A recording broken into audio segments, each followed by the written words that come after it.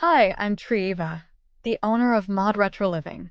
Yes, I'm a real person. I'm using an AI voice because, like many people, I'm not a fan of hearing my own voice, and honestly, I've always been more of a behind-the-scenes person who types better than I talk. I've been selling for over 30 years, and I realized I didn't want to keep all this hard-earned knowledge to myself. I truly believe God gave me a gift, and it's time to share it with others who want to learn how to succeed selling vintage lighting and home decor. Please subscribe to follow our vintage journey. In this video, I will reveal my search techniques. Researching your newfound treasure is more than just using Google Lens. Our first step begins with picture search, which is our initial search, and it gives a quick view of same or similar items online. Take your photo. Upload your photo to Google Lens, and it will reveal the best match visual search. Let's look at an example of how this works. This soap dish is the picture I am using for this search example.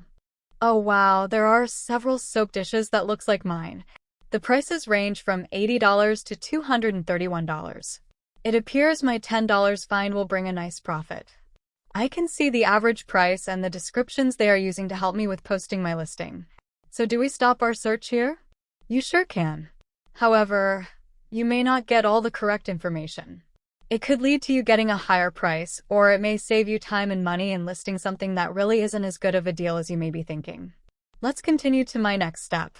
Step 2 is comparing the listing by clicking into each website that looks like our vintage item.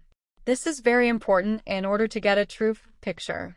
We need to see if the listing is active or sold, if it's the same size, same condition, any maker marks, material, quality, etc.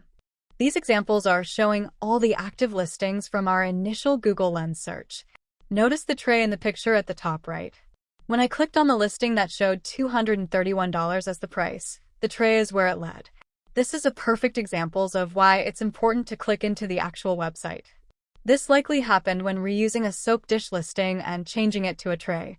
Also, I found another listing with listing price of $49.99, US price $82.76, which is an international listing that I disregard because most US buyers purchase from a US seller due to the high cost of shipping.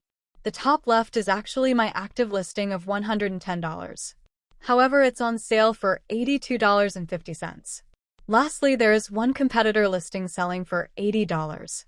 I hope you are understanding these results. If you have any questions, just drop a comment. Next, we are looking at the sold listings. These are eBay and Etsy sold listings that the Google Lens search pulled. Notice the prices in which they sold.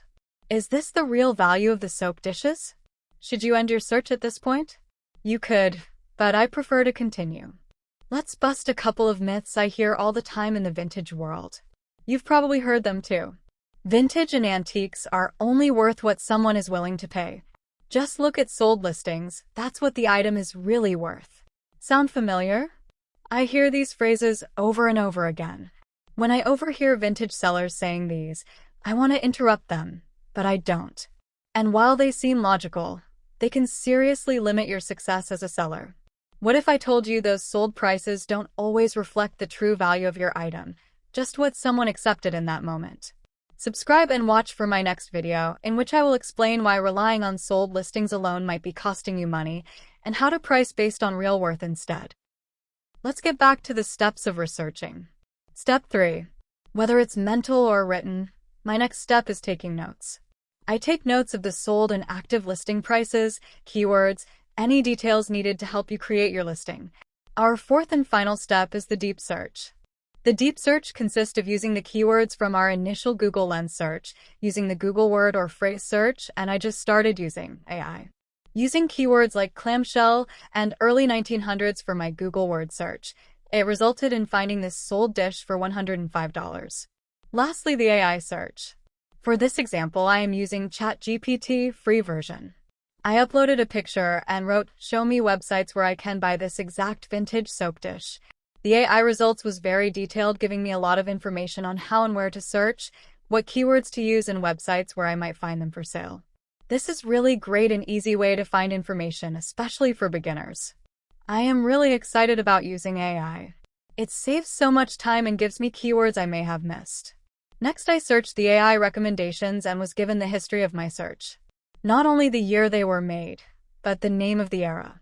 So much more info than I may have found on my own. We have gone over so much. Let's take a moment and review. Step 1. Google Lens Search. We now know that just looking at the search result without clicking into the website is misleading. Remember the brass tray? Step 2. We need to compare the listings to ensure it's the same size and other info is relevant to your item. Step 3. This is where the magic starts. Whether you jot it down or keep it in your head, you must take notes. Why?